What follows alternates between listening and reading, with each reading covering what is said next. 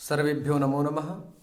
शमेषां समापर्पितानाम् आचार्यचराणां बन्धुबान्धवानां काव्यामृतमित्यस्मिन् मुखपटले हार्दं स्वागतम् अभिनन्दनम् अभिवादनं च वर्तते। अद्य पुनश्च वयं महाकविभर्तृहरिप्रणीतस्य किरातार्जुनीयमित्यस्य ग्रन्थविशिष्टस्य विषये चर्चां चर्चयामः। तस्मिन् उपक्रमे अद्य वयम् उपस्थिताः वर्तामहे। आज हम लोग नीति शतकम के द्वितीय श्लोक के बारे में चर्चा करेंगे।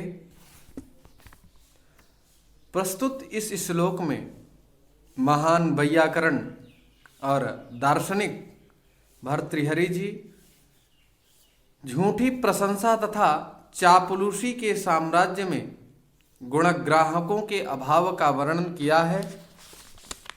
कहते हैं, बोद्धारो मत्सरग्रस्ताः प्रभवः स्मयदूषिताः अबोधोपहतश्चान्ये जीर्णमङ्गेषु भाषितम्।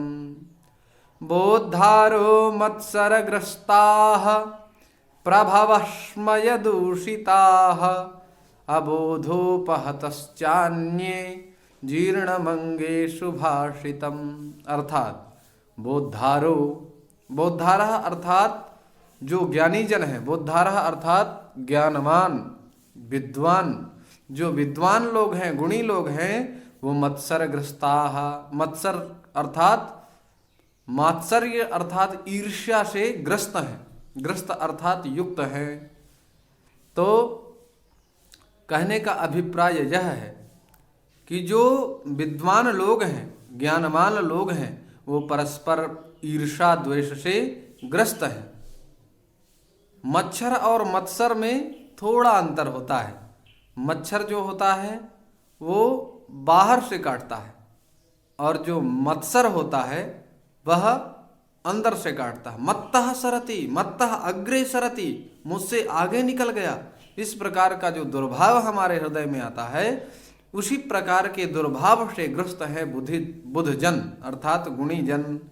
प्रभवः स्मयदूषिताः, प्रभवः, प्रभवः अर्थात स्वामिनः अर्थात प्रभावशाली जो राजा हैं, प्रभवः अर्थात प्रभावशाली जो राजा हैं, वो स्मयदूषिताः अर्थात अहंकार स्वरूप दूषण से दूषित हैं। जो राजा लोग हैं वो अहंकार स्वरूप दूषण से दूषित होने के कारण अहंकार युक्त हो गए हैं। और अबोधोपहतश्चान्ये, तो अन्य अबोधोपहताः, अन्य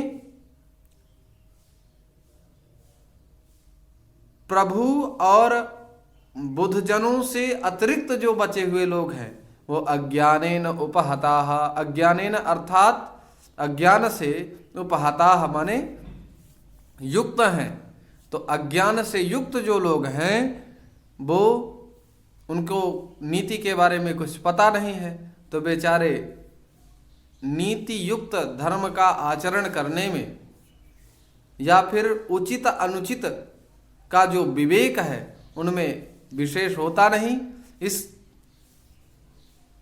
प्रकार की गति हो जाने के कारण जीर्णमंगेषु भाषितम, सुभाषितम अर्थात सुवचन, अंगे अर्थात शरीर में, जीर्णम अर्थात जीर्ण हो गया है। तो जो सुभाषित हैं वो स्वदेश देशीय एवं जीर्णम, अपने लक्ष्य में ही मात्र लक्षित होता दिखाई दे रहा है, लक्ष्य में ही उपस्थित दिखाई दे रहा है। ना कोई जो पढ़ के नीति को जानने वाले हैं वो तदनुकूल आचरण नहीं कर पा रहे हैं, और जो राजा लोग हैं वो अहंकार रूपी दूषण से दूषित होने के कारण नीति वचनों को मानते ही नहीं हैं, और जो अज्ञानी हैं उनको बोध ही नहीं है। इसलिए मात्र ग्रंथों में ही ये नीति वचन संकुचित रह गए हैं। ऐसी अपनी मर्म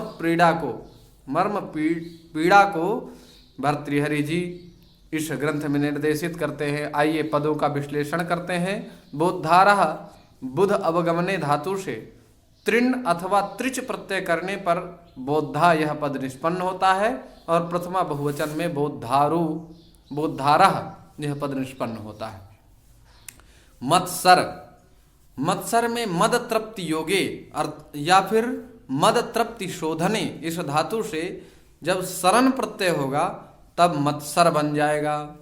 और ग्रस्ताह अर्थात ग्रस ग्रहणे या फिर ग्रस अदने धातु से जब कर्म में क्ता प्रत्यय होगा तब ग्रस्ताह यह पद निष्पन्न होगा। प्रभवः, ग्रंथों में प्रायः लिखा मिलता है कामः काम प्रदः प्रभु, अर्थात इच्छा को करने वाला और इच्छाओं को पूर्ण करने वाला जो होता है उसको प्रभु कहते हैं। सर्वासु क्रियासु सामर्थ्यातिशयात्, सभी क्रियाओं में अतिशय सामर्थ्य होने के कारण प्रभु संज्ञा दी जाती है। तो प्रा उपसर्ग पूर्वक भूसत्तायाम धातु से डू प्रत्यय होता है, जिससे प्रभु यह पद निष्पन्न होता है। स्मय, स्मय जो है इसमें स्मिंग ईषद हंसने ईषद धसने इस धातु से अच प्रत्यय होता है, तो स्मय यह पद निष्पन्न होता है। और दूषिताः, दूषिताः यहाँ पर दुष वैकृत्य धातु से ता प्रत्यय होगा, जिससे दूषितः यह प्रथमांत पद निर्देश होगा, लेकिन यहाँ पर प्रथमा बहुवचनांत पद निर्देश किया गया है। अबोधः, बुध अवगमने धातु से अच प्रत्यय होने पर बोधा बनेगा, और न बोधा इति अबोधा है, ऐसा नहीं तत्पुरुष समास हो जाएगा। उपहताः, उपहताः अर्थात उप उपसर्ग पूर्वक हन हिंसा गत्यो धातु से अक्ता प्रत्यय होगा। उपहताः अर्थात तिरस्कृतम, यह अर्थ निष्पन्न होगा। और चा यह अव्यय पद है। अन्य अर्थात भिन्ने, अन्य भिन्ने। जीर्णम, ज्री अभिभवे, ज्री अभिभवे धातु से जब अक्ता प्रत्यय होता है तब, या फिर ज्री वयोहानौ इस धातु से भी हम अक्ता प्रत्यय करके जीर्णम यह पद बना सकते हैं। अंगे अशगतौ धातु से गण प्रत्यय होगा, जिससे अंगे यह पद निष्पन्न होगा सप्तम में एक वचने। शुभाषितम, शुभ सर्ग पूर्वक भाष्य व्यक्तायाम वाची धातु से अक्ता प्रत्यय होगा, तो शुभाषितम यह पद निष्पन्न हो जाएगा। इस प्रकार से हम लोगों ने आज महाकवि भर्तृहरि प्रणीत नीति शतक इस ग्रंथ के द्वितीय श्लोक के बारे में जाना। शेष चर्चा द्वितीय सत्र में। तर्हि नमो नमः।